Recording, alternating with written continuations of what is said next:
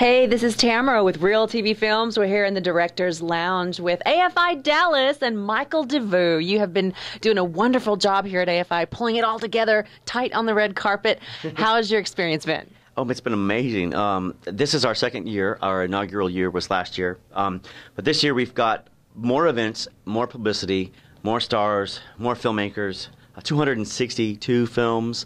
It's just been an incredible ride. How many days? How many days is the festival? 10 days, actually. And what day is today? 10 days for you guys. It's been like 12 months for us. Yeah, in preparation and everything, right? Absolutely, yeah. So you've done a wonderful job. I see a lot of. Tell us who some of the press, who all is here. Who are the press people? Oh God, we got CBS 11, KTVT. We've got Disney Radio Disney, who's out here. We have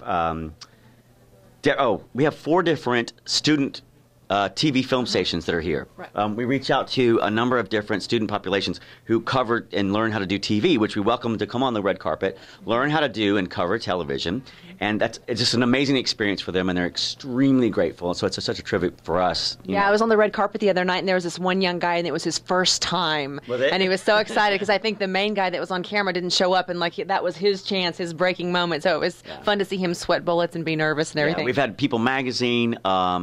We've had Hollywood Reporter, Variety, you name it. There's been a lot of them out here. So you're getting national attention. We are getting some national. It just really depends on, obviously, the night of the week.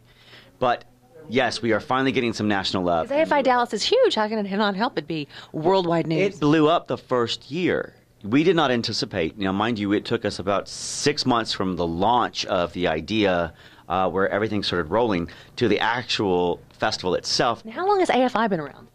Oh, my God. AFI's been around for the last, 45 years? Wow. I think 40 years. That's a long time. Yeah. Did film and television even exist back then, 45 years ago? Well, yeah. Well, it was black and white. But, yeah, the American Film Institute's been around for a number of years. Okay. They've been teaching the art of filmmaking. And then out of the AFI came AFI Fest, which was Los Angeles, which was originally part of the a market that was done back in the 1970s to bring together filmmakers and distribution and whatnot. So because you got to teach, and then after you teach and then you're really good, then you got to celebrate. That's right.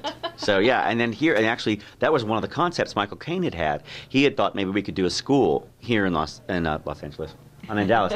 Here in Dallas was to do a school, and instead what happened was we ended up with a festival. And that came, of course, out of Deep Ellum Film Festival, which is where I worked originally with Michael Caine and Melina McKinnon several years ago down in Deep Ellum, which used to be the old 1920s.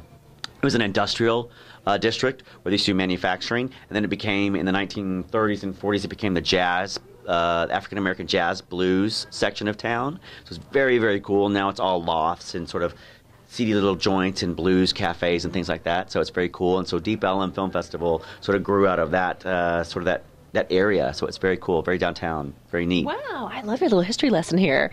And so have you been on the morning news at all? Have you done anything like that? We've been on Channel 8 every day. Gary Cogill, who's a phenomenal critic of film, it's just honored us with the opportunity of taking our filmmakers into his studio and talking to them just about every single morning on Good Morning Texas, and giving us an opportunity to get more exposure, via that opportunity, WFAA. And they're right here across from the plaza here at Victory Plaza, right across the way, and we just walk everybody over there, and we get a lot of love and attention. So, well, this interview could just go on and on forever. I could ask you about your daily paper, and I could ask you about your wonderful AFI host, Miss Bright. Yes, what's her name? You guys, how did you guys end up here? We lucked out. I'm just going to say, let me tell you, we lucked out because I know a good friend of mine, Michael David, who does Confidence Bay, recommended that these guys come out here to Dallas to help give us some coverage, and we absolutely. How did you guys hear about us? My friend Michael David. Where did he hear? Where did he see us? Did he see us somewhere? In Austin. Ah, South by Southwest. Yes. Well, Michael David and I were in college together. We did musical theater, so you have to ask him about that sometime. But he absolutely recommended you guys, and I was thrilled to have you up here. So I'm so glad you guys have come. And the rest is history. That's it. Yeah.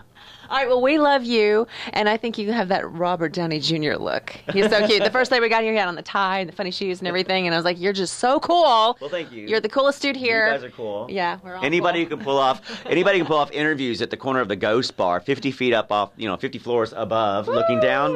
You got my vote. I love you guys.